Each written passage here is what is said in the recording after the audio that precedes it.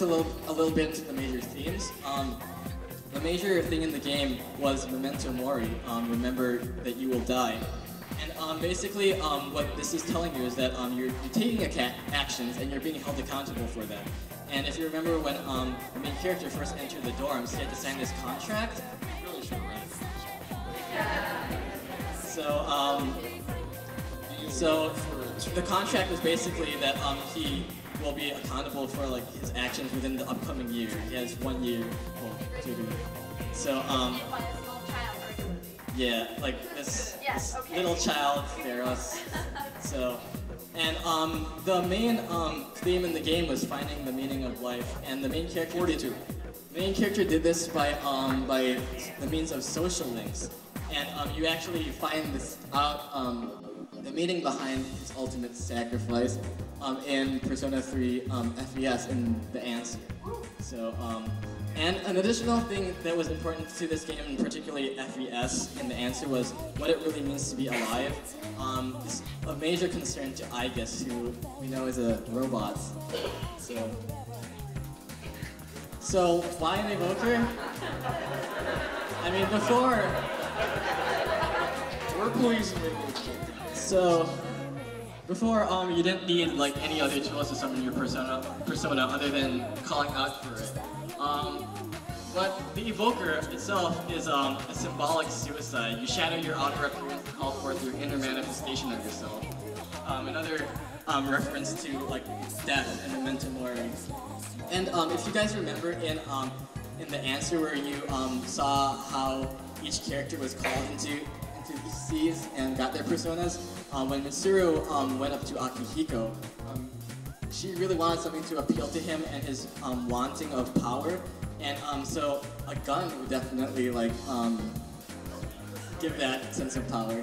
So that's just another thing that the reason why the gun is in the game. So, and thankfully the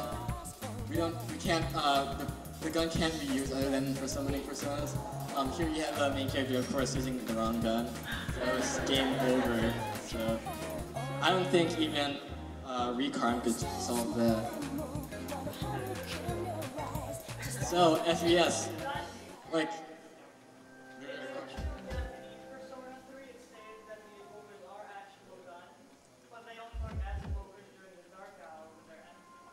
Oh really? Oh, that's new info to me. That's cool. I did not know that. Hang on to this.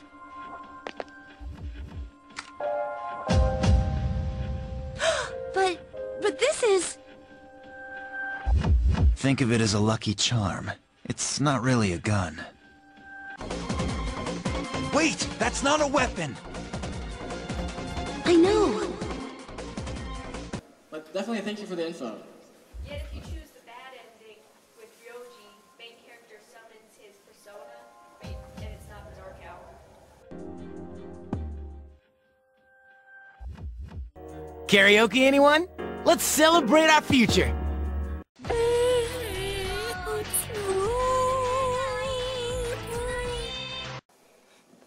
And hero. Well, basically the hero of the game becomes an hero. Okay.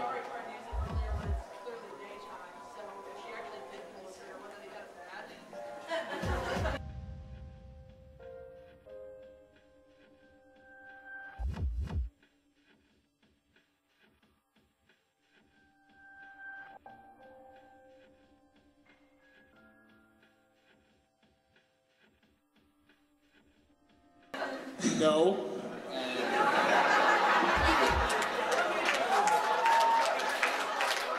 There's really one point to that question. I'm sorry, I took your money out of that. No. Yeah. Wouldn't be a bad thing if Yukari tried to use it during the daytime. Okay. I like Yukari.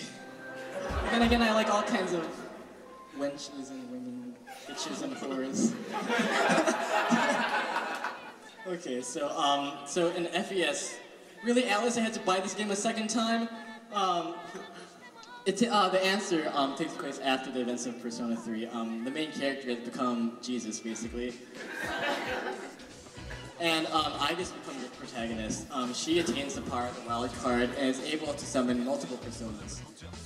What happens is the characters are trapped in the dorm, time stops, and the only way to really get out is to figure out the reason behind the main character's sacrifice.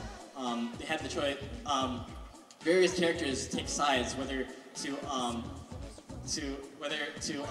go back in time to save him or whatever. But it was only Igus and this character Metis who really wanted to see through what exactly happened. So through this game, you find out the true reason behind the main character's sacrifice, and that is Erebus. If you remember the game, it states that Nyx is a neutral primordial deity who has been here since the beginning of humanity.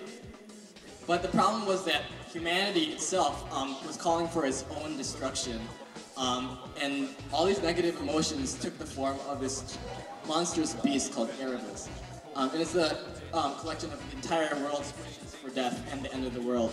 And what you see is that basically blue-haired kid becomes a great wall. So his soul you can't see him from space.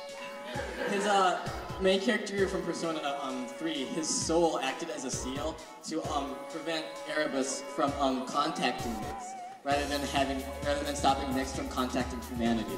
So it was that way. So what happened? This is what happened to main character. He became the wall of Erebus. But in Persona 4, you do hear about Elizabeth and the main character. You hear through Margaret in the optional battle that her sister, who no longer is an attendant in the Velvet Room, has gone off to save a blue-haired boy. So we can only know who that blue-haired boy is, and this is some fan art. So, battle waifu. Yes. You know, she and like main character totally like did it. But as a fair point, who did the main character not do it? That's true. I'm pretty sure Baby. Hey,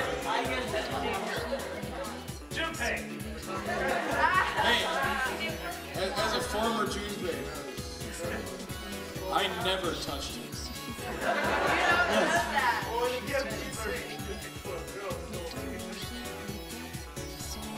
True. But would you pick a girl? I think Junpei I don't think Junpei is actually a dateable character because of his tie with Chidori. Yeah. I think all the other boys can be dated though, even Shinjiro. So. Yeah, you just have like a week to do it. So, Persona 3 Portable. Do you want to take a look at the personas that they show behind them? Does it offer any like suggestive thing? You know what I love about Persona 3? Persona 3, they named it Persona 3 because you'll buy it 3 times.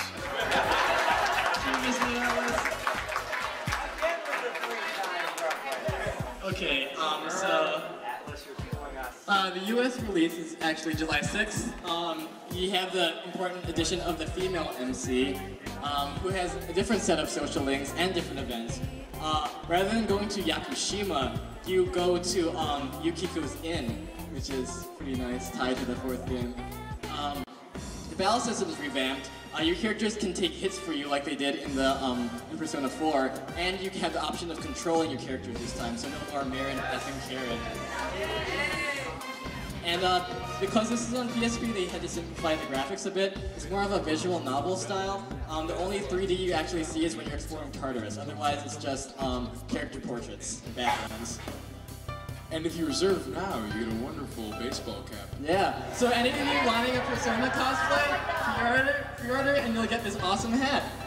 So, hats.